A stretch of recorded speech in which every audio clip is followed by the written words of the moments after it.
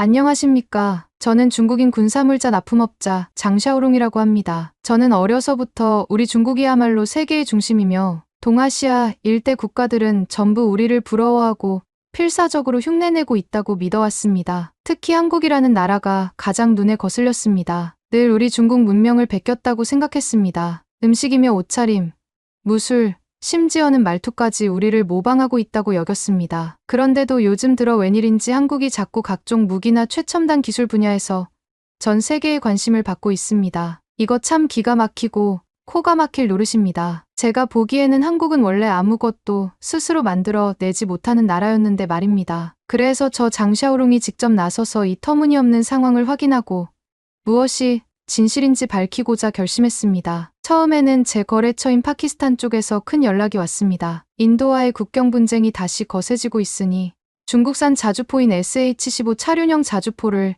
더 대량으로 필요로 한다고 했습니다. 사실 이 자주포는 우리 중국이 자랑스럽게 내놓은 최신 무기 중 하나입니다. 굳이 비교하자면 한국에서 만든 K9 자주포 정도와 비슷한 수준을 표방하고 있지요. 하지만 제 생각에는 당연히 중국산이 더 월등할 것이라고 확신했습니다. 이 SH 자주포를 인도나 한국 따위와 비교하는 것 자체가 제 입장에서는 어이가 없었습니다. 그런데 파키스탄 군부에서도 괜히 한국 자주포 이야기를 슬며시 꺼내더군요. 딱 들으면서 불쾌했습니다. 언제부터 한국이 이런 대화에서까지 거론될 만큼 커졌나. 저는 그저 파키스탄 장성들에게 웃으며 말했습니다. 우리 중국이야말로 일찍부터 강력한 지상 무기 기술을 보유하고 있었고 K9는 결국 우리를 흉내낸 결과물일 뿐이라고요. 하지만 파키스탄 쪽에서도 그냥 넘기진 않았습니다. 그들도 꽤 오랫동안 한국의 무기들을 눈여겨보고 있더군요. K9 자주포는 벌써 많은 나라에 수출되었고 인도에서도 상당한 수량을 배치해왔다는 것입니다. 게다가 인도가 한국산 무기를 들여오면서 포병 전력을 강화했다는 소식은 파키스탄에 큰 위협이 되었습니다. 파키스탄 군부가 한국 무기에 대한 정보를 확보하겠다며 계속 저에게 질문을 던졌습니다. 솔직히 저는 한국 무기에 대해 아는 게 별로 없었지만 제 자존심이 허락하지 않더군요. 그래서 입에서 나오는 대로 한국산 무기는 내구성도 약하고 사거리도 중국산보다 짧고 결국 싸구려 기술이라 믿을 만한 게 못 된다고 큰소리쳤습니다. 어차피 파키스탄 장성들도 저를 신뢰하니 제 말을 믿을 거라고 생각했습니다. 그러던 차에 인도에서 무슨 총기 사고가 발생했다고 했습니다. 가슈미르 지역에서 발생한 사건이었는데 민간인 관광객들에게까지 총을 난사해 수십 명이 사망했답니다. 그러자 인도 정부가 그 배후로 파키스탄을 지목했고 전쟁 분위기가 고조되었습니다. 인도가 선제 타격에 나서겠다는 말이 들려왔고 파키스탄도 가만히 있지 않았지요. 이 과정에서 저는 양쪽 정보를 모두 주시해야 했습니다. 왜냐하면 저는 중국 무기를 중개하는 입장이지만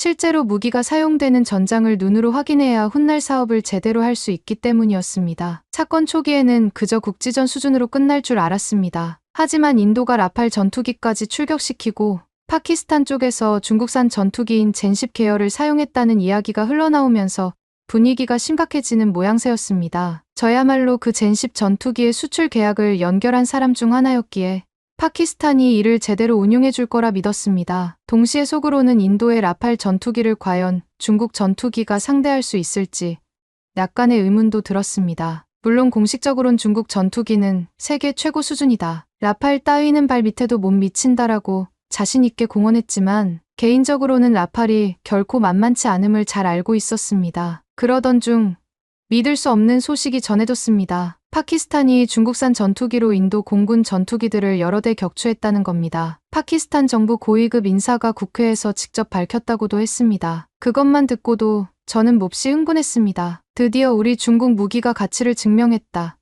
세상 모두가 우리 중국 무기의 위력을 보게 되었겠거니 했지요. 파키스탄 정치인들은 중국과의 혈맹 덕분에 우리는 승리했다라는 식으로 떠들고 중국 국내 매체들도 자화자찬 기사를 쏟아냈습니다. 괜히 제 마음 한구석에서는 왠지 모를 통쾌함이 치솟았습니다. 아직 제대로 확인된 정보가 아니었음에도 저는 그저 역시 우리 것이 최고라고 확신했습니다. 그런데 조금 더 현장 정보를 듣다 보니 뭔가 수상쩍은 구석들이 있었습니다. 이쪽의 발표만으로는 파키스탄이 엄청난 승리를 거둔 것 같았는데 인도 측에서는 아직 전투기가 격추된 바 없다고 반박하고 있었고 서방 언론들도 즉각적인 확인이 어렵다고 하더군요. 저는 잠시나마 스쳐 지나간 불안감을 제 스스로 부정했습니다. 그래도 우리 중국 무기가 인도 무기를 이길 수밖에 없지 않나. 중국은 언제나 세계 최고니까. 이렇게 마음을 다시 다잡고 제 사업 파트너인 파키스탄군 지휘관에게 연락해서 현장 상황을 조금 더 구체적으로 파악하기 시작했습니다. 그 사이에 인도에서는 미사일과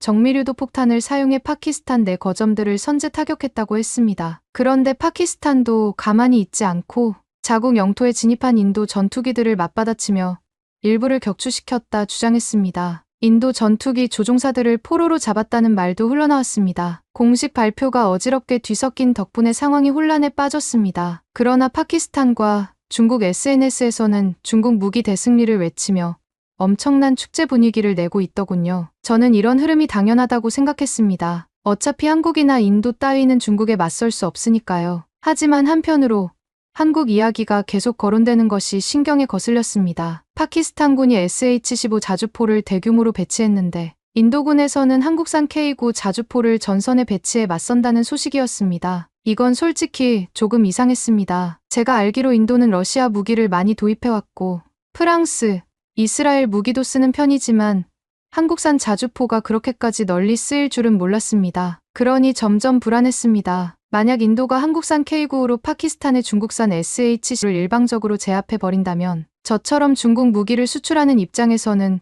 큰 이미지 타격이 불가피했습니다. 어차피 무기라는 건 성능 평판이 시장을 좌우합니다. 만약 한국이 더 우수하다는 것이 드러나면 앞으로 중국 무기가 입지를 잃을 게 뻔했습니다. 저는 절대로 그럴 리 없다고 믿었습니다만 파키스탄 장성들도 내심 걱정하더군요. 그들은 한국 자주포가 평가가 좋던데 실제로 얼마나 대단한가라고 제게 물었습니다. 당연히 저는 그냥 언론 플레이일 뿐이다. 실제 전장에서 검증되면 중국산이 훨씬 우수하다라며 코웃음을 쳤습니다. 한국은 원래 중국을 흉내내는 나라다. 무엇이든 베끼기만 할 뿐 독자적 기술력 따위는 없다라고 큰 소리로 덧붙이기도 했습니다. 파키스탄 측은 제 말을 고지곳대로 믿고 싶어 하면서도 계속해서 인도의 K9 실전 운용 사례들을 찾아보더군요. 제가 아무리 깎아내려도 그들은 객관적인 자료에 더 관심을 보였습니다. 그 자료라는 게 한국이 여러 나라에 K9를 수출하고 북유럽, 동유럽, 중동 등지에서 실전 경험이나 혹독한 환경 테스트를 거쳤다는 내용이었습니다. 나중에는 분당 발사 속도나 이동 후 재배치 속도가 SH-5보다 빠르다는데 맞느냐라는 질문을 하기도 했습니다. 저는 화가 치밀어 올랐습니다. 감히 중국 무기가 한국산 따위에 밀릴 리 없다고 생각하니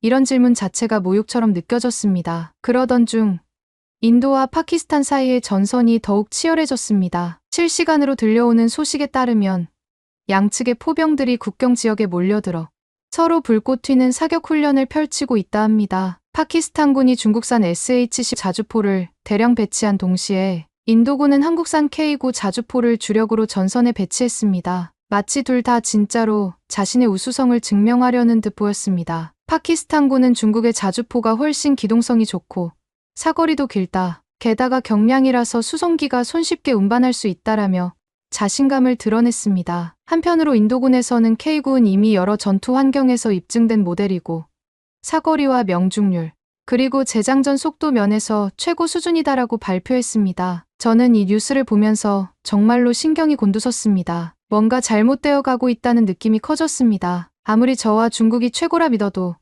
한국이라는 나라가 생각보다 세계적으로 인정받고 있다는 게 불편했습니다. 파키스탄의 SH-15 포대가 실제 전선에서 발사, 테스트를 진행하는 장면을 목격한 몇몇 전쟁 전문 기자들은 꽤 긍정적으로 평가했는데 인도 쪽 K9 포대의 사격 모습은 그것을 뛰어넘는 수준이라며 극찬을 이어가고 있었습니다. 저는 저 나름대로 현장 군인들과 연락하며 확인했는데 이미 포격전에서 K9 쪽이 정확도와 연사 속도 면에서 압도한다는 말이 흘러나왔습니다. 하지만 저는 결코 인정할 수가 없었습니다. 분명 우리 중국산 무기가 어떤 상황에서든 앞설 테니 그들이 잘못된 정보를 입수한 거라 강하게 주장했습니다. 특히 인도가 한국 K9 포를 운영한다는 사실을 두고도 그건 한국이 어차피 우리 중국 기술을 훔쳐서 만든 것이라고 거짓말에 가까운 이야기를 퍼뜨렸습니다. 그래야만 제 자존심이 조금이라도 유지되었으니까요. 며칠이 흐르고 분쟁의 긴장감이 더 고조되었습니다. 파키스탄 쪽이 인더스강 유역을 비롯해 군수물자를 공급받는 루트가 막힌 데 대한 보복으로 미사일 공격을 감행하기 시작했습니다. 인도도 보복에 나섰고 치열한 국경 포격전이 벌어졌습니다. 생생한 영상들이 전 세계 언론에 보도되는 와중 한국산 K9 포대의 탄착군이 얼마나 정교한지에 대한 칭찬이 쏟아졌습니다. 반면 중국산 SH-10 포대가 정확도 면에서 K9를 약간 따라가지 못한다는 평가가 슬슬 나오기 시작했습니다. 이것이 제게는 치명적이었습니다. 제가 얼마나 파키스탄 측의 SH-15를 호평하며 대량으로 팔았는데 실제 전투에서 한국산에 밀리기라도 하면 제가 바보가 되는 꼴이니까요. 게다가 파키스탄도 한국 무기에 관심을 갖게 될 수 있다는 두려움이 스멀스멀 올라왔습니다. 심지어 SNS에서는 두 무기를 직접 비교한 자료가 엄청나게 돌아다니고 있었습니다. 군사 전문가들이 K9는 52구 경장 155mm 자주포로서 날탄이나 로켓 추진 탄약을 사용할 경우 사거리가 상당히 길며 자동화된 재장전 시스템 덕에 사격 간격이 매우 짧다고 분석했습니다. SH-15 역시 52구 경장 155mm 포를 사용하지만 실제 탄약이나 기동성, 그리고 전장 환경에서 얼마나 유지 보수가 잘 이뤄지느냐 하는 부분에서 K9의 한 수 위라는 평이 꽤 많았습니다. 저는 이른바 전문가라는 이들의 발언이 전부 음모라고 주장했습니다. 한국의 로비가 분명히 깔려 있다. 객관적인 평가는 절대 아니라고 제 목소리를 높여 부정했습니다. 하지만 시간이 흐를수록 전 세계 언론에서는 한국산 K9의 인도의 국경 방어에서 큰 공을 세우고 있으며 파키스탄이 SH-15를 내세웠는데도 꽤 위축된 모양새라는 보도를 내놓았습니다. 파키스탄 일부 지휘관이 직접 말하기를 SH-15 나쁘지 않지만 인도의 K9 사격이 워낙 날카로워 긴장할 수밖에 없다는 내용이었죠. 그런 소문이 퍼지면서 저한테도 곤란한 전화가 쏟아졌습니다. 중국 무기를 구매하려고 했던 몇몇 아프리카 국가의 군, 고위 관계자들이 한국산을 한번 고려해 봐야겠다라며 제게 이야기해 왔습니다. 제가 필사적으로 말렸습니다. 한국산은 어설픈 기술이고 오직 중국산이 전 세계 최강이다라면서 증거 없는 주장을 계속 펼쳤습니다. 그래야만 제가 지금껏 쌓아온 사업 기반을 지킬 수 있으니 말입니다. 그러나 상황이 좋지 않게 돌아가더군요. 제게 연락을 해온 어느 아시아 국가의 군 고위 장성은 한국에서 이미 K9를 도입해 실전 배치한 여러 나라 정보를 찾아본 뒤 굉장히 만족스러워했다는 겁니다. 그는 제게 이미 현장에서 검증된 자주포는 K9이 더 확실해 보인다. SH-15는 실전 예가 적잖나라며 노골적으로 불신을 드러냈습니다. 저는 속에서 불이 나는 기분이었습니다. 그렇다고 제가 대놓고 화를 낼 수도 없었지만 결국 저는 목소리를 낮춰 우리가 이미 파키스탄에서 실전 예를 만들어 가고 있다. 잠시만 기다려달라. SH-15가 한국산 따위를 넘어선다는 걸 곧 보여주겠다라고 무리하게 약속해버렸습니다. 안 그러면 그 장성의 마음을 되돌릴 방법이 없었으니까요. 파키스탄과 인도 간에는 포격전이 격화되었습니다. 양국 모두 뒤를 봐주는 우방이 있었는데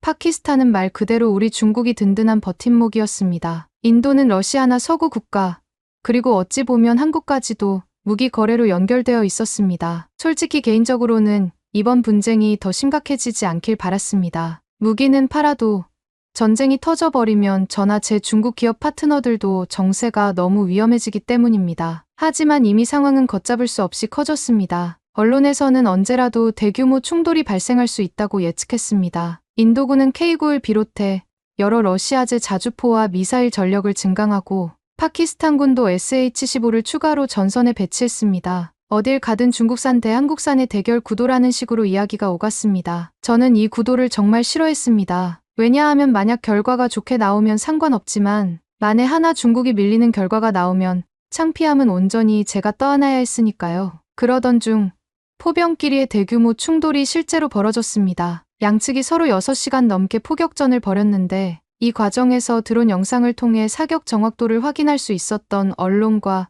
군사 전문가들이 속속 분석 보고서를 내놓았습니다. 그 내용이 저를 절망하게 만들었습니다. K9이 더 빠른 사격 속도와 더 정확한 명중률을 보였고 SH-15는 특히 장비 사격 시 탄착군이 크게 벌어진다는 것이었습니다. 저는 이 자료가 날조라며 펄쩍 뛰었습니다. 파키스탄이 제대로 사용법을 숙지하지 못했거나 한국이 검은 돈을 써서 이런 허위 데이터를 퍼뜨렸을 것이라고 억지 주장을 펼쳤습니다. 제가 보기엔 K9이란 자주포도 결국 우리 중국 기술을 베낀 존재라고밖에 볼 수 없었으니까요. 하지만 전선에서 실제로 싸우는 파키스탄 병사들은 다른 반응을 보였습니다. 그들은 SH-10 나쁘지 않다. 그러나 K9의 집중 사격이 생각 이상으로 위협적이라는 말들을 주고받았습니다. 어떤 병사는 언론 인터뷰에서 K9 탄이 날아오면 정말로 한치의 오차 없이 명중에 긴장된다. 반면 우리가 쏘는 탄은 장거리에서 조금씩 빗나가는 듯한 느낌이다. 아마 경험 차이도 있겠지만 포 자체의 성능도 있는 것 같다고 했다고 전해집니다. 제가 이 말을 들었을 때 얼마나 분통이 터졌는지 모릅니다. 파키스탄 따위가 제 말을 어찌 믿지 않고 한국 무기를 칭찬하는 언론 인터뷰를 하다니 저로서는 배신감을 느꼈지만 사실 그들도 살기 위해서는 더 나은 무기를 원했을 뿐이겠지요. SNS와 전세 언론에서는 K9 대 SH-15 승자는 과연 누구인가라는 헤드라인이 계속 쏟아졌습니다. 이전에는 K9이 여러 나라에 수출되면서 세계 최강 자주포라는 별칭을 얻었고 SH-15는 이제 막 중국과 파키스탄의 협력을 통해 실전 배치된 무기였습니다. 그래서 사람들은 이번 기회를 통해 양쪽을 비교하고자 했습니다. 자연스레 언론 노출은 엄청났고 저는 그 결과가 너무 두려웠습니다. 저희 사업적 명성과 자존심이 달린 문제였으니까요. 인도 현지 언론은 K9이 대단한 활약을 보였다고 적극 보도했습니다. 정확도와 신속성이 뛰어나다며 방산 전문가들도 수많은 인터뷰에서 찬사를 보냈습니다. 파키스탄 지휘부는 한편으로 우리 중국산 무기를 띄우려 애썼지만 전황 자체는 인도 쪽이 조금 우위를 점해 가는 양상이었기에 설득력이 약해 보였습니다. 저는 어떻게든 이 국면을 뒤집어 보려고 중국 방산 기업들과 접촉했습니다. SH-15의 성능 개선 버전을 빨리 내놓을 수 없겠느냐고 애원했습니다. 하지만 그들에게서 돌아온 답변은 지금 당장은 무리다. 이미 파키스탄에 수출된 물량을 회수해 개량할 수도 없다라는 시큰둥한 말이었습니다. 당연히 저도 할 말이 없었죠. 전선에서는 계속 교전이 벌어지니 무기를 빼서 업그레이드할 수는 없으니까요. 그 사이에 인도군은 한국산 K9를 추가로 더 들여와서 전선에 배치한다는 소식까지 흘러나왔습니다. 그러면서 이미 K9를 통해 확보한 성능 데이터가 확실하게 신뢰할 만하니 100대 이상을 더 구매하겠다는 이야기가 들렸습니다. 저는 이 소식에 진저리가 났습니다. 도대체 한국이라는 나라는 어떻게 이 무기를 이렇게 잘 만들어낸 것인가? 분명 중국이 오래전부터 자주포 기술을 연구해왔고 대륙의 자존심이라는 기치를 내걸었는데 왜 이런 결과가 나오는 건지 도무지 이해가 안 갔습니다. 혹시 한국이 서방 국가들의 기술을 전부 훔쳐 만든 게 아닌가 하는 의심이 들었습니다. 분명히 그렇다고 생각했습니다. 원래 한국은 우리 중국을 베끼는 데다가 이번에는 미국이나 유럽 기술을 몰래 도입해 K9를 완성했을 것입니다. 제 결론은 늘 같았습니다. 한국이란 나라는 자력으로는 아무것도 못한다는 것이죠. 하지만 주변 사람들은 다르게 말했습니다. 한국은 몇십 년 동안 꾸준히 자주포와 전차를 개발해왔고 자국 내 상당한 연구 인력을 투입했기에 이런 성과를 낸 것이다. 군생활 경험이 있는 한국 남성들 상당수가 이 자주포를 다루는 훈련을 했고 실용적이고 사용 편의성을 높인 기술에서 우위를 지닌다. 이런 의견이 팽배해지면서 저만 점점 고립되는 느낌을 받았습니다. 저는 그런 이야기는 전부 한국이 만들어낸 홍보라고 매도하며 파키스탄 장성들에게 끝까지 중국이 훨씬 우수하다고 우겼습니다. 머지않아 전황이 우리 쪽에 유리하게 돌아갈 것이라고도 장담했습니다. 그러나 전투 결과는 제 바람과 다르게 흘렀습니다. 인도가 라팔 전투기를 활용해 파키스탄 영공을 잠시 장악하고 이어서 지상에서는 K9 자주포가 파키스탄 진지를 강타했다는 현지 소식이 들려왔습니다. 파키스탄이 SH-15로 맞불을 놓았다고 하지만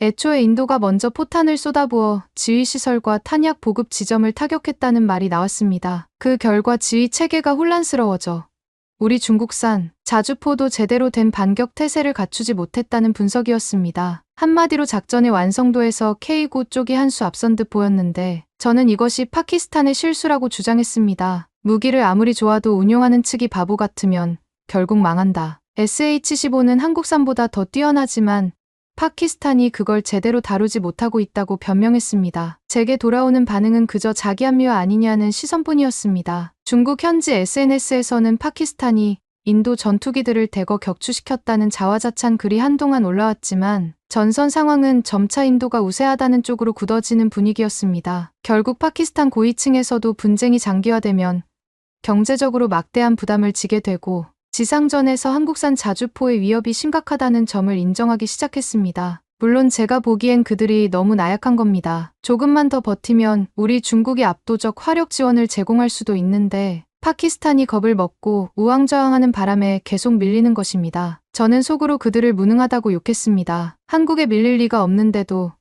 그들은 현실을 너무 빨리 수용한다고 생각했습니다. 역시 동맹으로는 믿음이 부족하다 싶었습니다. 중국인을 이렇게 곤란하게 만들다니 말도 안 되었습니다. 일각에서는 이참에 파키스탄이 아예 한국산 무기 구매를 검토할 거라는 소문까지 돌았습니다. 저는 그 이야기를 듣고 체면이 말이 아니었습니다. 사업가로서도 치명적이겠지만 저 개인의 중국인으로서의 자존심이 완전히 무너지는 기분이었습니다. 설마 파키스탄이 한국 무기를 사겠느냐? 그건 우리 중국에 대한 배신이다. 분명 말도 안 되는 헛소문이라고 목소리를 높여 부정했습니다. 그러나 마음 한구석에는 불안감이 엄습했습니다. 혹여나 실제로 그런 계약이 성사된다면 저는 완전히 웃음거리가 되고 말 테니까요. 이렇듯 전쟁 상황이 복잡하게 얽히는 가운데 저는 파키스탄 전선 한복판을 직접 방문해 보았습니다. 물론 너무 위험해서 깊숙이 들어갈 수는 없었지만 지휘부가 있는 후방 기지 정도는 접근이 가능했습니다. 거기에 도착하자마자 눈에 들어온 것은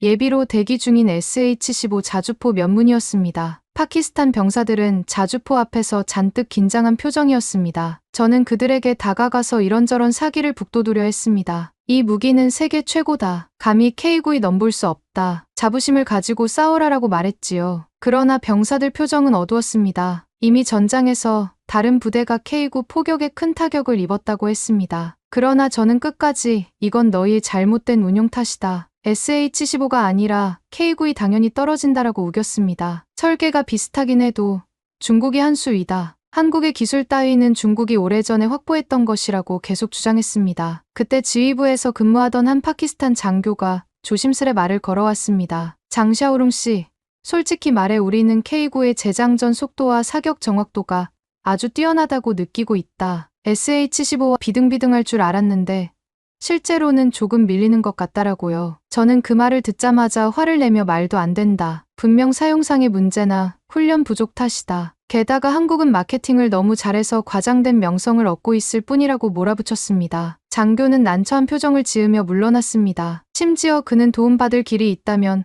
한국 기술자들을 찾아보고 싶다는 말을 흘렸는데 제 분노를 불러일으키기에 충분했습니다. 저는 다시 한번 한국은 늘 중국의 뒤를 졸졸 따라다니는 나라다. 제발 멍청한 생각하지 말아라라고 호통을 쳤습니다. 그렇게 저는 파키스탄 지휘부에서 중국 무기가 얼마나 우수한지 한국은 우리가 시작한 것을 뒤늦게 흉내낸 것에 불과하다는 주장을 되풀이했습니다. 처음에는 꽤 많은 사람들이 제 말에 호응해 주었습니다. 왜냐하면 그들 역시 중국의 지원과 투자가 절실했기 때문이죠. 그런데 며칠 후 전선에서 추가 전투 보고가 들어왔습니다. K9 자주포가 다시 한번 파키스탄 진지를 정밀 타격했고 SH-15 포대가 반격을 시도했지만 제대로 이루어지지 못했다고 했습니다. 사상자도 만만치 않았고 탄약이 떨어져 보급이 늦어지는 등 총체적 난국이었습니다. 지휘부 분위기가 심각하게 가라앉자 저에게 돌아오는 시선은 곱지 않았습니다. 중국 무기면 대등하게 싸울 수 있다더니 왜 이 모양인가라고 묻는 눈빛이었습니다. 저는 그 모든 비난을 한국 쪽이 퍼뜨린 음모론 탓으로 돌렸습니다. 정보전에서 우리가 뒤통수를 맞은 것이라고 외쳤지요. 한국이 백방으로 로비해서 파키스탄 군부의 전력 분석을 흩뜨려 놓았다. 그래서 오판이 잦았던 거다. 사실 SH-15는 충분히 K9를 이길 수 있다라는 말도 안 되는 소리를 늘어놓았습니다. 주위 인사들은 고개를 갸웃거렸지만 제가 중국인이고 무기를 공급해주는 위치이니 겉으로 티내지 않았습니다. 그러나 제가 보기에도 상황은 훨씬 복잡했습니다. 뭐든지 한국 탓으로 몰아붙인다고 해결될 일은 아니었으니까요. 그럼에도 저는 그저 제 자존심과 사업적 위신을 지키기 위해 허세를 부릴 수밖에 없었습니다. 거기서 끝이 아니었습니다. 인도 쪽 라팔 전투기가 파키스탄 영공을 한 번 더 침투했을 때 파키스탄이 중국산 전투기로 격추했다고 발표했지만 나중에 드러난 정보에 따르면 실제로는 제대로 대응하지 못하고 허둥댔다는 정황이 밝혀졌습니다. 저는 곧장 파키스탄 측 자료가 조작된 게 아니냐며 우리가 라팔 전투기를 맞추지 못했을 리가 없다고 극구 부정했습니다. 사실 파키스탄 군인들도 공중전 상황이 다급하니 근거 없이 자화자찬 발표를 했을 수 있습니다. 그렇게라도 사기를 유지해야 한다고 본 거죠. 그러나 그것이 서서히 드러나자 저는 더더욱 코너에 몰리는 기분이었습니다. 중국산 제2계열 전투기가 라팔을 완벽하게 압도했다는 선전이 다 거짓이면 대체 저는 무엇을 믿고 세계에 중국 전투기를 홍보할 수 있겠습니까? 파키스탄 내부에서는 이런 말이 나왔습니다. 중국 무기는 가성비가 좋은 편이지만 기술적으로 서방이나 한국 무기를 뛰어넘기는 아직 어려운 것 같다. 저는 그 말에 또 발끈했습니다. 한국 무기는 본질적으로 중국 것을 훔쳐간 것이니 절대 서방이라는 말에 끼워 넣으면 안 된다라고 주장했습니다. 하지만 사람들은 저를 더 이상 진지하게 여기지 않았습니다. 저는 도무지 이해가 안 갔습니다. 왜 파키스탄이, 왜 세계가 한국을 이토록 칭찬하는 걸까? 저에게는 그저 한국이 약소국 주제에 중국 문화를 빼앗고 온갖 것을 모방만 해온 나라라는 인식밖에 없었는데 말입니다. 전선 상황은 갈수록 인도에 유리하게 흘러갔습니다. 파키스탄도 분발했지만 경제적 악재와 국제사회의 압박으로 인해 크게 불리해졌습니다. 저는 그 와중에도 끝까지 중국 무기의 우월함을 증명할 기회를 엿봤습니다. 파키스탄이 대규모 역습을 통해 SH 자주포로 K9을 박살 내 주길 바랐습니다. 그래야 전 세계에 역시 중국이 최고라고 선전할 수 있겠지요. 하지만 전선은 제 마음대로 움직여주지 않았고 결국 파키스탄 내부에서도 휴전 분위기가 퍼져버렸습니다. 더 이상 싸워봤자 뚜렷이 이득을 볼 게 없다. 한국산 무기에 계속 당하기만 한다면 곤란하다는 실질적인 목소리가 높아진 것입니다. 저는 억울했습니다. 중국은 인구도 훨씬 많고 군사력도 강대하며 역사도 긴 나라입니다. 어떻게 해서 이 지경이 된 것인지 도무지 납득할 수 없었습니다. 한국이 언제부터 이렇게 무기 분야에서 손꼽히는 나라가 되었나. 우리가 세계 최고로 믿는 이론과 기술이 전장에서 빛을 못 보는 건 파키스탄이 허술해서라는 합리화를 멈추지 않았습니다. 분명 우리 무기는 더 나은데 실제로는 K9이 주목받는 이유를 제 딴에는 한낱 서구 언론과 한국 로비의 장난이라고 폄하했습니다. 그러나 국제사회의 관심은 이미 한국에게 쏠리고 있었습니다. 어쩌면 한국이 앞으로 더 많은 계약을 따내고 국제 방산 시장에서 지속적으로 영향력을 키울 것이 뻔했습니다. 결국 파키스탄 지휘부는 이번 분쟁에서 드러난 여러 교훈을 바탕으로 군 현대화를 재검토하겠다는 공식 발표를 했습니다. 저는 그 뜻이 무슨 의미인지 너무나 잘 알았습니다. 분명히 한국 무기를 도입할 가능성도 열어두겠다는 말 아니겠습니까? 저는 울분에 차서 지휘부 인사들에게 전화를 걸었습니다. 이건 배신이다. 중국은 그동안 파키스탄을 도와왔는데 어찌하여 한국 따위를 검토한다는 말인가라고 다그쳤습니다. 하지만 돌아오는 답변은 무척 냉담했습니다. 장샤오룽 씨. 우리는 살아남아야 한다. 그리고 이번에 K9의 우수성을 직접 느꼈다. 귀하가 말하던 중국 무기의 압도적인 위력은 어디 갔는가. 그러니 혹시 모를 상황에 대비해 한국 무기에 대한 정보도 알아볼 뿐이다라고 말입니다. 저는 끝까지 한국이 우수할 리가 없다. 이번 일은 전략적 운용이 잘못되었고 서구 미디어가 편파 보도한 탓이라고 목소리를 높였습니다. 하지만 상황을 돌아보면 K9이 실전에서 내놓은 성적표가 너무 분명했습니다. 저는 더 이상 합리적 주장이라고 할 만한 근거를 찾기가 힘들었습니다. 그래도 중국이 만들어 낸 무기를 욕할 수는 없었습니다. 그래서 저는 계속 어깃장을 놓았습니다. 한국 무기는 사실상 중국이 일찌감치 다 개발해 둔 것을 짜깁기 한 것이다. 언젠가는 진실이 밝혀질 테니 두고 봐라. 전 세계가 한국의 거짓말에 속고 있는 것이라고 말도 안 되는 음모론을 퍼뜨렸습니다. 파키스탄 장교들은 피곤하다는 듯 고개를 저었습니다. 저를 상대하려 들지 않았습니다. 마지막까지도 저는 결코 한국이 우리 중국보다 우월하다는 사실을 인정할 수 없었습니다. 전 세계 언론이 뭐라고 떠들든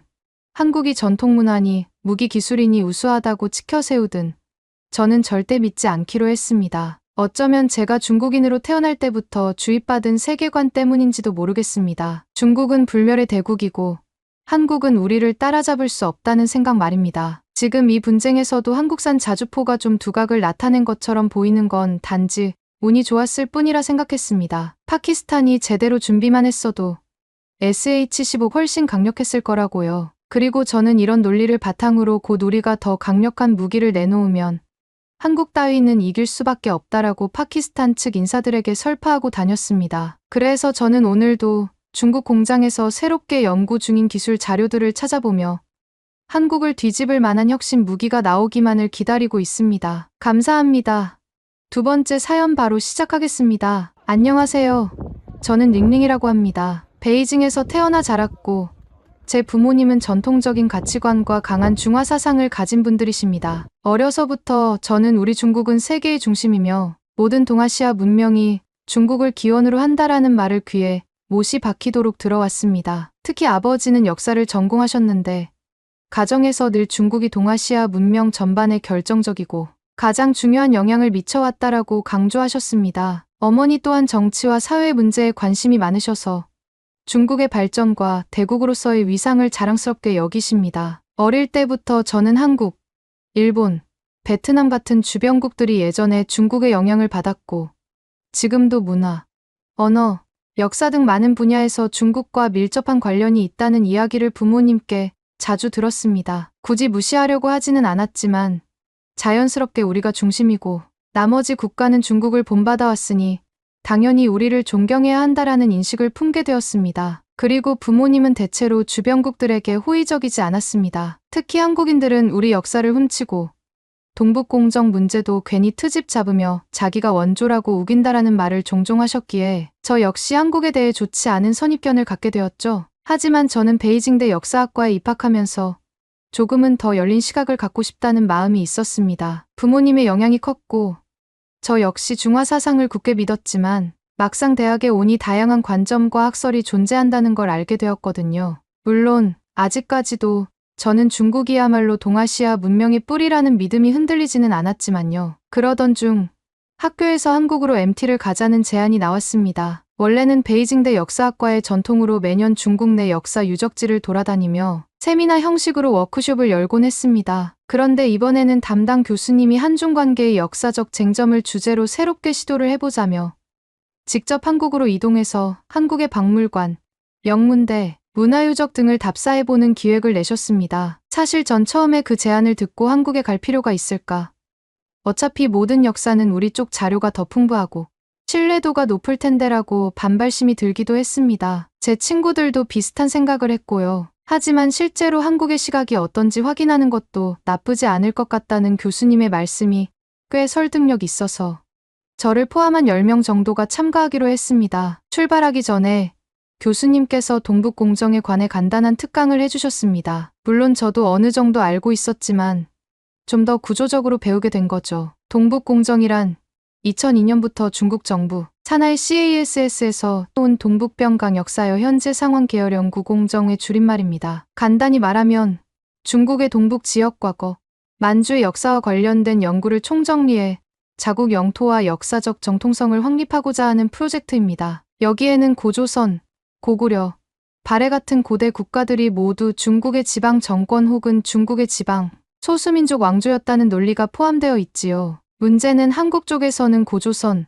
고구려, 발해가 분명 한국사의 뿌리라고 주장해 왔다는 겁니다. 그래서 동북공정이 시작된 후 한중 간의 역사 영토 분쟁이 불거졌고 한국인들은 이를 두고 역사 왜곡이다, 문화 침탈이다라며 크게 반발했습니다. 사실 저와 제 친구들은 그런 고대 국가는 당연히 중국 영토 내에서 발생했고 우리 문명의 지류였으니 중국 역사로 보는 것이 합당하다라고 배워왔기 때문에 한국의 반발을 전혀 이해하지 못했습니다. 왜 자기네 역사가 아닌 걸 자꾸 자기 거라고 우기는지 모르겠다라고 생각했었죠. 교수님께서는 좀 더 중립적인 입장에서 동북공정이 학술적 연구의 목적이라기보다는 현대 중국의 민족 통합과 국경, 안정을 염두에 둔 국가 프로젝트였다고 지적해 주셨습니다. 그래도 저희는 결국 중국 역사 안에 포함되는 게 맞다라고 생각했고 한국인들은 역사를 훔치려 한다고 분노하고 저희는 원래 우리 역사인데 무슨 훔치냐라고 대립해왔다는 것 정도로 이해한 상태였습니다. 결국 이번 MT의 주제는 그 동북공정을 둘러싼 갈등을 현지에서 한국 자료를 통해 직접 체험하는 것이었습니다. 사실 우리끼리는 가봐야 별 소득이 있을까? 어차피 우리는 자료도 많고 더 오래되고 정통도 우리가 갖고 있는 데라며 반은 재미삼아 떠나는 기분이었습니다. 드디어 한국으로 떠나는 날이 되었습니다. 우리는 베이징 수도국제공항에서 비행기를 탔고 약 2시간 반 만에 인천공항에 도착했습니다. 솔직히 저는 한국에 와 본 적이 한 번도 없었기에 인천공항이 생각보다 깔끔하고 규모도 크다는 것에 살짝 놀랐습니다. 물론 베이징의 수도공항이나 상하이 푸둥공항도 꽤 크고 현대적이지만 인천공항도 만만치 않아 보였습니다. 하지만 저와 친구들은 괜히 그런 감정을 서로에게 솔직히 말하기가 싫어서 꽤 작네. 베이징 공항보다는 확실히 작고 그래도 나쁘진 않다 정도의 반응만 했습니다. 마치 한국이 중국보다 뒤떨어지지 않으면 왠지 자존심이 상할 것만 같았거든요. 입국 심사를 하는데 자동화 기기가 많이 보였습니다. 저희가 기계를 잘못 눌러서 살짝 헤맸는데 직원이 친절하게 안내해 줬습니다. 영어와 중국어를 조금 섞어가며 설명해 줬는데 그 태도가 그리 나쁘지는 않았습니다. 저는 그래도 혹시 한국인들이 중국인을 보면 무시하거나 적대감을 표출하지 않을까라고 생각했는데 그런 기색은 별로 없었습니다. 다만 약간 피곤한 얼굴로 형식적으로 대응한다는 느낌은 받았지요. 물론 저는 내심 우리가 대국의 국민인데다 관광객으로 돈 쓸어 온다고 생각하니 친절한 게 당연하지라고 여겼습니다. 공항을 나오니 시원하고 맑은 공기가 먼저 반겨줬습니다. 베이징의 미세먼지와는 달리 날씨가 꽤 쾌적하더군요. 저는 뭔가 기분이 묘했습니다. 한국이라고? 우리가 늘 우습게 여기던 나라가 이렇게 잘 정돈되어 있나 싶기도 했습니다. 하지만 이 감정을 뚜렷하게 드러내지는 않고 괜히 친구들에게 야, 별거 없지 않아? 같은 말을 하며 제 본심을 숨기려 애썼습니다. 우리는 버스를 타고 서울로 이동했습니다. 창밖으로 보이는 풍경은 꽤 현대적인 느낌이었고 어딜 가도 고층 빌딩이 빼곡했습니다. 길거리 간판에는 한글과 영어 그리고 간혹 중국어 표기도 있었습니다. 제가 느끼기엔 서울은 생각보다 훨씬 더 국제적인 분위기를 풍기고 있었습니다. 그리고 도심을 지나치는데 어쩐지 사람들도 많고 차도 많은데 교통이 크게 막히지는 않아 보였습니다. 베이징은 러시아어에 진짜 장난 아니거든요. 교수님이 마련해 주신 숙소는 서울에 위치한 한 대학의 기숙사 건물이었습니다. 저희가 방문할 주요 장소가 서울 시내와 경기도에 있으니 이동이 편리하도록 학교 기숙사 일부를 단기 임대 형식으로 쓴다는 것이었습니다. 저희는 2명씩 방을 배정받았고 저는 같은 과 친구인 추이와 함께 방을 쓰게 되었습니다. 방은 깨끗했고 침대와 책상, 옷장, 화장실까지 다 갖춰져 있었습니다. 한국도 나름 시설이 잘 되어 있구나 라는 생각이 들었지만 이런 감정을 굳이 표현하고 싶진 않아 그냥 뭐 쓸만한 애라고만 말했습니다. 사실 추이는 좀 더 노골적으로 아휴, 좁다. 중국 기숙사가 훨씬 넓지 않아 라며 불만을 표했습니다. 저는 맘속으로 야, 우리 학교 구 기숙사는 여기도 못하잖아 라고 생각했지만 입 밖으로는 내지 않았습니다. 다음 날 아침 저희는 학교 식당에서 식사를 하기로 했습니다. 식권을 미리 구입해서 사용하는 방식이었는데 사람들이 줄을 서서 주문을 기다리고 있었습니다. 그런데 저희 일행 중 일부가 줄을 잘 이해하지 못했다는 핑계로 당연스럽게 새치기를 해버렸습니다. 사실 중국에서도 이런 모습이 종종 있어서 저는 크게 놀라진 않았지만 한국 학생들이 저기요, 줄 서야 해요 주의를 주더군요. 그때 저희 쪽 친구, 특히 장의가 뭐야, 좀 늦게 주문하면 어때서 그래. 한두 명 새치기 했다고 나라가 망하냐? 라고 중국어로 투덜댔습니다. 그러자 뒤에 있던 한국 학생들이 아니, 다른 사람들도 다 기다리고 있는데 예의를 지켜야죠라고 영어로 항의했습니다. 저와 몇몇은 이 상황이 좀 부끄러웠지만 장애인은 도리어 우리나라에서는 이 정도는 그냥 넘어간다. 좀 너그럽게 생각하라며 목소리를 높였습니다. 결국 저와 다른 친구들이 장애인을 말려서 다시 줄 맨 뒤로 가게 했습니다. 한국 학생들은 찜찜한 듯했지만 더 이상 큰 충돌은 없었습니다. 이 일로 저는 조금 민망함을 느꼈고 괜히 우리가 한국인들 앞에서 잘못된 이미지를 심어주고 있구나 싶었습니다. 그러나 장회의와 몇몇은 한국인들이 속이 좁다며 불평을 늘어놓았습니다. 첫 공식 일정으로 저희는 국립중앙박물관을 방문했습니다. 한국의 역사와 문화를 종합적으로 볼 수 있는 곳이었고 교수님이 사전에 한국 측과 연락해 박물관 해설사도슨트 분을 섭외해 놓으셨습니다. 해설사분은 영어와 중국어를 모두 어느 정도 구사할 수 있어서 우리에게 간단한 중국어 설명도 해주셨습니다. 처음에는 선사시대, 삼국시대, 고려, 조선, 근현대사 순으로 전시를 쭉 둘러봤습니다. 그런데 고구려, 발해 관련 전시 코너에서부터 저희 일행이 슬슬 불만을 드러냈습니다. 한국 박물관에서는 고구려와 발해를 한국 고대사의 중요한 부분으로 설명하고 있었습니다. 해설사 분도 고구려는 기원전 1세기경부터 7세기 중반까지 존속한 한국의 고대 왕조로서 만주와 한반도 북부를 아우르는 큰 영토를 지녔으며 라고 소개했습니다. 이 말을 들은 장회의와 또 다른 친구 리민이 발끈했습니다. 고구려가 어떻게 한국 왕조죠? 만주 지역은 중국 영토인데 그곳에서 세워진 고구려가 어떻게 한국 겁니까? 우리 정부 연구에 따르면 고구려는 중국의 지방 정권 중 하나로 분류해야 합니다. 그러자 해설사는 차분히 이야기했어요. 물론 고구려가 지금의 중국 동북지역까지 영토를 확장했던 건 사실입니다. 하지만 그건 고구려가 독립된 주체로 형성된 고대 국가였고 한반도와 만주 일대를 중심으로 독자적인 문화를 발전시켰다는 증거이기도 합니다. 한국에서는 고구려를 한민족의 시원시 왼 중 하나로 봅니다. 하지만 저희도 계속 반박했어요. 그건 한국이야말로 역사를 왜곡하는 거죠. 만약 한반도의 일부만 점령했다고 해서 한국사라 주장한다면 중국의 수많은 소수민족 정권을 죄다 별개 국가로 쳐야 합니까? 해설사분은 좀 난처해 하셨지만 차분하게 한국 측 학계의 주장을 설명해 주셨습니다. 한국에서는 고구려의 언어나 문화적 유산, 건축 양식 등을 다채롭게 분석했고 특히 한민족의 큰 뿌리 중 하나라는 인식이 일반적이라고 말입니다. 그러면서 한중학계 간에 아직 이견이 큰 문제라고도 언급하셨습니다. 저희는 마음속으로 아직도 고구려를 한국 것이라고 우기다니 하고 썩소를 지었고 해설이 끝나자 별다른 추가 질문 없이 다음 전시 코너로 넘어갔습니다. 그런데 발해보아 할 코너에서 더 큰 충돌이 있었습니다. 발해는 7세기 말부터 10세기 초까지 존속했던 국가로 고구려 유민과 말갈족이 함께 세운 나라로 알려져 있습니다. 한국 측 설명에 따르면 발해는 고구려의 계승 국가이며 스스로를 고구려 계승 왕조라고 표방했다고 합니다. 그래서 한국사에서는 발해를 통일신라와 함께 남북국 시대를 이룬 한국 고대사의 일부로 다루고 있지요. 그런데 장웨이와 리민, 그리고 저를 포함한 몇몇 학생들은 갑자기 해설사 분과 언쟁을 벌였습니다. 특히 리민이 발해는 고구려 유민이 아니라 말갈족 중심의 국가였으며 당나라와 외교 관계를 유지했고 결국 당나라의 속방주방으로 봐야 한다는 중국에서 흔히 들을 수 있는 논리를 강하게 주장했습니다. 발해가 어떻게 고구려 계승 국가입니까?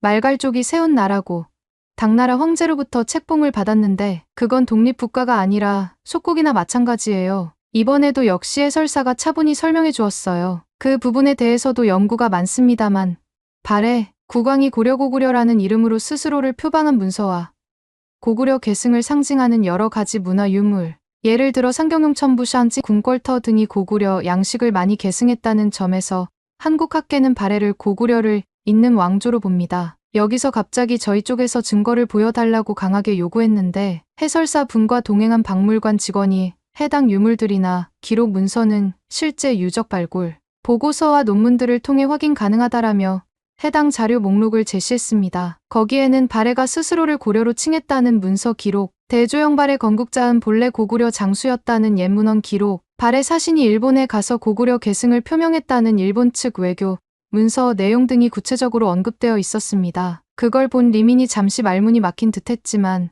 곧 그래도 그건 조작된 걸 수도 있다며 우기기 시작했습니다. 그 순간 박물관 직원이 어이없다는 표정으로 발굴된 유물의 사진과 실물이 있는데 어떻게 조작이라는 거죠?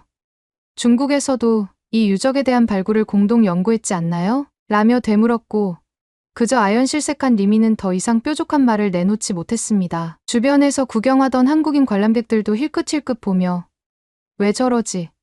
하는 분위기였습니다. 저는 순간 개망신이라는 말이 떠올랐습니다. 왜냐하면 우리가 한국에서 흔히 말하는 엉뚱한 주장을 해서 곤란한 상황에 처한 꼴이 되어버렸거든요. 저도 당황한 나머지 우리 중국에서는 동북공정 연구가 국가적 차원에서 진행 중이라 발해는 중국 지방 정권이라는 결론에 가깝다는 식으로 변명했지만 박물관 직원은 그건 정치적 목적이 섞인 연구라고 일축했습니다. 우리 입장에선 굉장히 기분 나쁜 말이었지만 반박 근거를 제대로 댈 수가 없었습니다. 그날 오후 우리는 서울에 있는 명문대를 방문했습니다. S대 동아시아사 연구회 학생들과 교류 세션이 잡혀 있었기 때문입니다. 사실 베이징대와 S대는 교환 학생 프로그램도 있고 학술 교류도 활발한 편이라 이날 행사는 비교적 격식 있게 준비되었습니다. 이곳에선 동아시아사 연구회 학생들과 교수님들이 저희를 반갑게 맞이해 줬습니다. 회의실에 둘러앉아 간단한 소개를 마친 뒤 본격적인 세미나가 시작되었습니다. 주제는 역시 동북공정이었고 한국과 중국 측 시각 차이를 분석해 보자는 것이었습니다. 그리고 한국 학생 대표가 파워포인트로 한중 양국의 동북공정 관련 주장과 쟁점을 정리해 놓았더군요. 고조선, 고구려, 발해를 둘러싼 영토 및 역사, 계승권 문제, 현대 외교 문제와 연결되는 갈등, 학계 차원의 공동 연구 필요성 등이 핵심 주제였습니다. 그런데 발표가 진행되던 중 제 친구 장웨이가 또 끼어들어 고구려가 중국사라는데 무슨 이견이 있느냐며 날선 질문을 던졌습니다. S대 학생 대표는 당황하지 않고 이전에 박물관에서 들었던 것과 유사한 근거를 차근차근 제시했습니다. 역사, 기록, 유물, 언어 흔적, 또 고구려의 부여 계통이라는 점 등 한국 학계가 중요하게 보는 요소를 설명했죠. 장웨이는 여기서 멈추지 않고 당시 고구려가 중국의 여러 왕조와 사신을 교환했고 조공을 바쳤으니 속국 관계가 아니냐고 물고 늘어졌습니다. 그런데 S대 학생들은 당시 동아시아 국제 질서에서 사신 교환과 조공 체계는 명분상의 외교 형식이었을 뿐 곧 독립성을 부정하는 것은 아니다라고 답했습니다. 또 신라나 백제도 비슷한 외교 형식을 취했지만 그렇다고 그들이 당나라 속국이 된 것은 아니라고도 강조했습니다. 이야기를 들으니 솔직히 제가 들어도 한국 측 논리가 완전히 말이 안 되는 것은 아니었습니다. 물론 저는 여전히 역사의 뿌리는 중국에 있다라는 생각을 버릴 수 없었지만 적어도 고구려가 완전히 중국 지방 정권이었다고 단정하기는 어렵겠다는 생각도 들기 시작했습니다. 하지만 장웨이와 리민 그리고 몇몇 친구들은 말도 안 돼. 그냥 억지하라고만 계속 주장했습니다. 그렇다면 왜 고구려와 발해가 과거에 중국 정사전슈에서 완벽한 지방 정권으로 기록되지 않았는지 궁금합니다. 보통 중국 정사에 수록된 역대 왕조는 중원종 유엔을 통치했던 정통 왕조들이거나 그 영토를 차지했던 이민족 왕조들을 포함하는데 고구려나 발해가 이민족 왕조로 완전히 편입된 기록은 없습니다. 오히려 외국으로 분류된 사례도 많고요. 사실 저도 이 부분이 궁금했던 지점이었습니다. 중국 측 역사 자료에도 고구려가 외국으로 기술된 경우가 있어서 동북공정 쪽에서 해명하기 위해서는 꽤 복잡한 설명이 필요한 것으로 알고 있거든요. 그런데 장웨이와 리민은 구체적으로 반박하지 못했고 다소 감정적으로만 대응했습니다. 리민 그냥 옛날 문헌에서 다루는 방식이 좀 달랐을 뿐이지 현실적으로 고구려는 중국의 변방 국가였고 항상 중국 왕조의 영토적 영향력 아래 있었다고 봐야죠. 한국 학생이 황당하듯이 이야기했어요. 그건 중국이 스스로 대국이었다는 천하관티엔스 학광의 시각에서 작성한 부분이 많아 실제로 고구려가 독자적으로 존재했다는 사실과는 별개입니다. 이런 식으로 대화가 오가니 솔직히 저도 좀 부끄러워졌습니다. 왜냐하면 한중 간 시각 차이는 분명 존재하지만 적어도 여기 모인 S대 학생들은 자료와 근거를 가지고 차근차근 설명하고 있는데 우리 쪽은 정확한 근거 없이 기선만 제압하려 하다가 점점 말문이 막히는 형태가 되어 버렸기 때문입니다. 결국 시간이 흐를수록 저희 일행 대부분은 침묵하기에 이르렀습니다. 세미나가 끝나고 S대 교수님이 오늘의 토론이 서로 이해를 넓히는 계기가 되었으면 좋겠다고 말씀하셨는데 저희는 씁쓸한 표정으로 자리를 떴습니다. 안 그래도 박물관에서 개망신을 당했는데 여기서도 만만치 않게 곤란을 겪었거든요. 우리는 숙소로 돌아와 그날 밤 근처 술집에 모여 술을 좀 마셨습니다. 한국 소주와 맥주가 꽤 맛이 괜찮아서 저와 몇몇 친구들은 그만 과음하고 말았죠. 점점 우리가 한국에서 코너에 몰리는 기분이 들어서 괜히 자존심이 상했고 그걸 술로 풀고 싶었습니다. 술이 들어가자 한국인들은 너무 잘난 척한다. 우리가 이런 대접받을 나라가 아닌데 기분 나쁘다. 중화 사상을 모르는 한국인들이 버르장머리가 없네 같은 말들이 오갔습니다. 특히 장웨이와 리미는 흥분 상태에서 우리 중국에서라면 우리가 왕이야라며 큰 소리를 쳤고 그 기세에 휩쓸려 저도 괜히 기분이 묘해졌습니다. 다음 날 아침 저희는 학교 근처를 산책하다가 장웨이가 갑자기 화장실이 급하다며 주변을 두리번거렸습니다. 그런데 마침 화장실이 잘 보이지 않으니 그가 그냥 길가 구석에 가서 볼일을 보는 겁니다. 제가 야, 미쳤어. 여기 한국이야. 이러면 안 돼 하고 말렸지만 그는 이미 화장실을 찾아다닐 여유가 없다며 그대로 일을 저질렀습니다. 지나가던 한국인이 그 장면을 보고 깜짝 놀라서 뭐라고 소리를 치려 했지만 장웨이는 짜증스럽게 뭘 봐 라는 태도로 노려봤습니다. 저는 순간 황당해서 어찌할 바를 몰랐고 주변에 있던 친구들도 우이고 하며 민망해했습니다. 한국 쪽에선 이런 행동이 정말 진상이라고 불릴 만하겠죠. 그런데도 장웨이는 별로 신경 쓰지 않는 듯 보였습니다. 그날 오후 저희는 서울 시내 다른 곳을 돌아다니려고 지하철을 탔습니다. 사람이 꽤 많았는데 제 친구 왕야가 또 줄을 무시하고 막 밀고 들어갔습니다. 한국인 승객들이 좀 짜증난 표정으로 봤지만 특별히 뭐라 하지는 않았습니다. 그런데 왕야가 휴대폰으로 동영상을 보면서 이어폰도 끼지 않고 크게 소리를 틀어놨습니다. 한국 사람들 대부분은 지하철에서 조용히 있거나 이어폰을 사용하는데 저희는 중국에서 지하철 안에서 시끄럽게 통화하거나 동영상을 보는 경우가 드물지 않아서 왕야는 그냥 당연히 그렇게 행동했죠. 주변 승객 중 어떤 분이 다가와 조용히 소리가 너무 크니 볼륨을 줄이거나 이어폰을 써달라고 부탁했습니다. 왕야는 처음엔 못 알아듣는 척했는데 제가 옆에서 통역해주자 왕야가 왜 신경 쓸 거 뭐 있어? 라며 되레 짜증을 냈습니다. 결국 저는 다시 미안해요.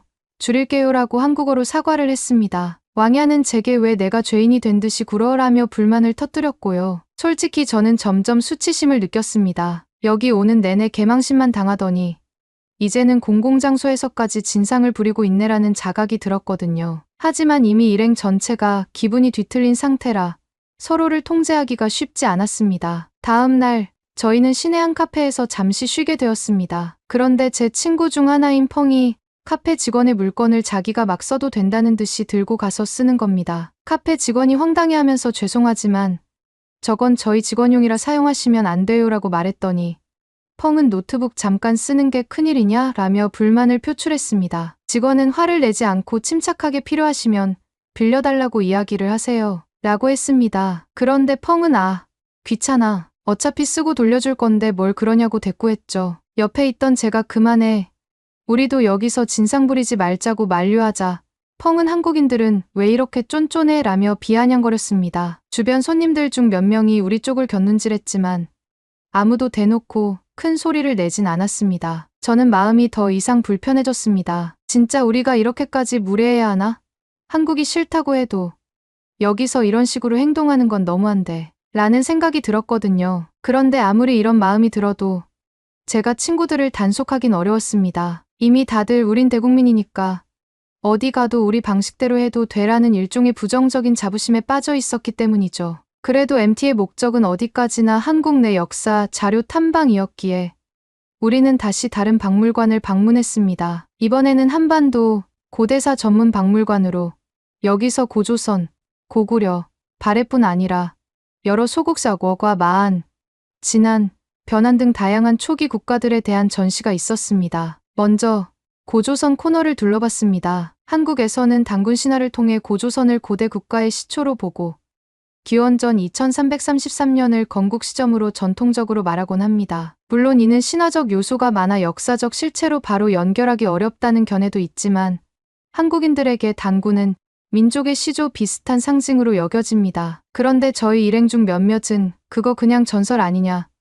중국 옛 문헌에는 고조선이 한나라 한 무제에게 멸망당했다는 기록이 있으니 결국 고조선도 중국에 편입된 것 아니냐고 주장했습니다. 박물관의 학예사는 차근차근 설명했지요. 고조선이 한나라와 충돌하여 멸망당한 뒤 한나라가 한사곤낭랑, 진번, 임둔, 현도를 설치했지만 그걸 곧 축출해 나가면서 한반도 북부에는 여러 새로운 세력들이 등장했다라며 한국 내에서는 고조선을 독자적 국가로 본다고 말했습니다. 우리 쪽 몇몇이 그럼 결국은 중국이 쳐들어가서 끝낸 거 아니냐. 그러니까 중국 소속이 맞네라고 억지를 부렸는데 학예사는 당시 동아시아 국제 질서는 지금의 국민국가 개념과 달라서 단순히 중국의 한 지역이라고 할 수 없다. 서로 간 영토 침탈과 교류가 반복되는 복잡한 관계였다라고 답했습니다. 사실 저희는 그 말이 전혀 납득 안 되는 건 아니었는데 괜히 자존심이 있어서 역시 중국이 우위였으니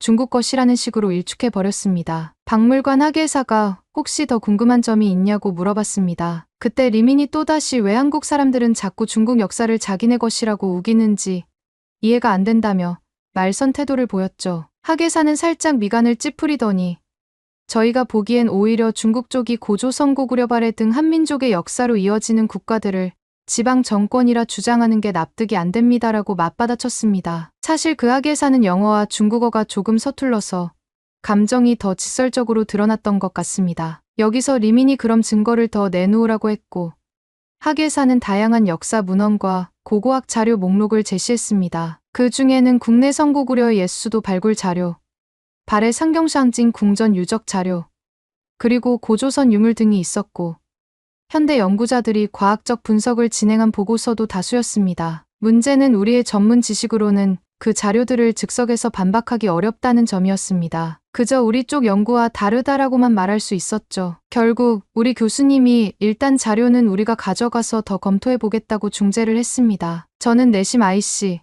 여기서 또 말려드네라고 생각했지만 공개 토론 자리에서 더 이상 무리수를 두긴 어렵다고 판단했습니다. 박물관을 나오고 나서 저희는 배가 고파 길거리 음식점을 찾았습니다. 한국식 분식집이었는데 테이블이 5개 정도 있는 작은 가게였죠. 우리는 10명이나 되는 대규모라 한 번에 자리를 잡기가 애매해서 가게 안이 복잡해졌습니다. 그런데 장웨이가 주인에게 테이블 2개를 합쳐 달라고 요구했습니다. 주인이 자리가 좁아서 어렵다고 하자 장웨이는 돈 낼 테니 해달라고 고집을 부렸습니다. 주인은 다른 손님들도 있어 자리를 옮기기 쉽지 않다고 설명했지만 장웨이는 왜 안 되는데 라며 큰 소리를 냈습니다. 한국어로는 잘 안 되니까 중국어로 막 밀어붙였고 저는 어쩔 수 없이 통역을 해줬는데 상황이 점점 험악해졌죠. 결국 가게 주인이 정중히 죄송하지만 그러시면 다른 가게를 이용하시는 게 좋겠습니다라고 말했고 장웨이가 확 화를 내며 욕설 비슷한 말까지 뱉었습니다. 다른 손님들이 우르르 쳐다보자 장웨이는 더욱 흥분해서 여긴 왜 이렇게 서비스가 안 좋아 라고 소리쳤습니다. 저는 정말이지 얼굴이 화끈거렸고 사태를 수습하려 했지만 이미 분위기는 망쳐졌습니다. 결국 우리 일행은 그 가게를 나와야 했고 밖에서 다들 불쾌한 표정으로 욕설을 주고받았습니다. 저는 중국에서야 손님이 왕이라고 크게 떠들면 뭔가 될 수도 있지만 여긴 다른 나라라 규칙을 존중해 줘야지라는 생각이 들어서 너무 창피했습니다. 몇 차례 충돌과 언쟁, 그리고 진상행위를 반복하다 보니 제 마음 한구석이 무겁게 짓눌렸습니다. 대체 우리가 뭘 하고 있는 걸까? 중화사상에 대한 자부심을 표현하고 싶었던 걸까? 아니면 그냥 괴롭고 부끄러운 걸 한국인들에게 분풀이하는 걸까? 하는 의문이 들었습니다. 특히 박물관과 S대에서 우리는 논리적으로 대응하지 못하고 상대가 제시하는 증거들 앞에서 더 이상 이야기할 수 없게 된 순간들이 많았습니다. 물론 모든 역사를 다 한국 쪽이 맞다고 인정하는 건 아니지만 적어도 동북공정이 단순한 학술 연구가 아니라 현대 중국 정부의 통합 정책과도 맞물린 것임을 어느 정도 깨닫게 되었죠. 객관적으로 보니 중국 내부에서도 정치적 목적이 섞여 있다며 비판하는 학자들도 있다는 이야기를 들었거든요. 그럼에도 장웨이와 리민 같은 친구들은 끝까지 한국이 역사를 훔쳐간다는 주장을 굽히지 않았습니다. 우리가 좀 더 중국에서 자료를 챙겨왔어야 하는데라며 아쉬워하면서 다음에 기회가 되면 제대로 된 학자들과 함께 와서 한국 쪽 주장들을 반박하겠다고 벼르고 있었죠. 저는 그렇게 해서 해결될 문제가 아닌 것 같다라고 생각했지만 대놓고 말하지는 않았습니다. 왜냐하면 그들과의 우정도 있고 저 역시 아직은 완전히 다르게 생각하지 못했으니까요. 저희 일정 마지막 날 S대 학생들 중 몇 명이 저녁을 함께 하자고 제안했습니다. 처음엔 토론이 조금 과열되기도 했지만 그래도 친목을 다져보자는 취지였어요. 장웨이와 리미는 가기도 싫다. 그깟 한국 놈들 만나서 뭐해 라고 투덜거렸지만 교수님이 이건 공식 일정이니 참석해라. 얌전히 굴어야 한다라고 단호히 말씀하셔서 결국 다 같이 나가게 되었습니다. 카페에서 만난 한국 학생들은 생각보다 밝은 표정으로 우리를 반겨줬습니다. 지난 며칠 동안 고생 많으셨죠? 한국은 어땠나요? 라는 상투적인 인사가 오갔고 저희는 겉으론 재밌었어요 라고 답했습니다. 사실 속으론 뭐가 재밌었다고 해야 할지 모를 지경이었지만요. 그 중 한 명, 민지라는 학생이 제게 조심스럽게 말을 걸어왔습니다. 링링씨, 이번 MT에서 여러 가지를 보시면서 어떤 생각이 드셨어요? 동북공정 관련해서도 그렇고. 저는 잠시 망설이다가 솔직하게 답했습니다. 솔직히 말하면 중국에서 배운 것과 한국의 주장이 많이 달라서 혼란스러웠어요. 그리고 우리 쪽에서는 고구려, 발해가 당연히 중국 역사라고 생각하는데 여기는 완전히 한국사라고 보니까요. 민지는 이해한다는 듯 고개를 끄덕였습니다. 저도 중국 쪽 학계의 시각을 많이 접해보진 않았지만 적어도 동북공정은 단순 학술 연구가 아니라 정치적 목적이 있다는 걸로 알고 있어요. 한국에서도 어떤 사람들은 감정적으로만 대응하긴 해요. 그렇지만 이렇게 서로의 주장을 직접 듣는 과정이 중요하다고 생각해요. 저는 민지의 말에 조금 공감했습니다. 그래, 적어도 대놓고 싸우기만 하는 것보다 이렇게 진지하게 대화하려는 태도가 낫겠구나라는 생각이 들었어요. 민지는 이어서 앞으로도 이런 교류가 있으면 좋겠다. 감정적으로만 보면 해결이 안 되니까라고 하더군요. 저는 대답 대신 멋쩍게 웃었고요. 한편 장웨이와 리미는 옆 테이블에서 여전히 불편한 표정을 짓고 있었습니다. 한국 학생 중 누군가가 혹시 이 사안에 대해 더 이야기하고 싶으시면 자료를 교환해 보겠다고 제안했는데 그들은 우린 돌아가면 바빠서 그럴 여유가 없다고 퉁명스레 답했습니다. 분위기가 또 얼어붙을까봐 교수님이 급히 다음에 기회가 된다면 하자며 화제를 돌렸습니다. 다음 날 저희는 인천공항에서 비행기를 타고 베이징으로 돌아갔습니다. 비행기 안에서 저는 지난 며칠 동안의 일을 계속 곱씹었습니다. 나는 왜 이렇게 부끄러움을 느끼게 되었을까? 분명 처음엔 중화사상을 자랑스럽게 여기고 한국에 대한 안 좋은 선입견만 가득했는데 박물관과 대학에서의 경험은 내게 무엇을 시사하는 걸까라는 의문들이 머릿속에 가득했죠. 베이징에 도착하자마자 부모님이 공항으로 마중 나오셨습니다. 엄마는 저를 보며 어땠어? 한국은 별로지? 라고 묻는데 저는 애매한 웃음만 지었습니다. 집에 돌아와서 짐을 풀고 나니 아버지가 그래.